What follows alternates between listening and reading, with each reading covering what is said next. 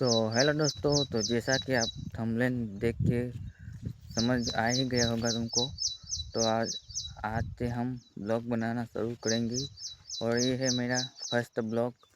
तो मेरा नाम है केवल और मैं छोटा सा गांव में रहता हूं और ખેતીવાડીની यूट्यूब ચેનલ છે આપણી।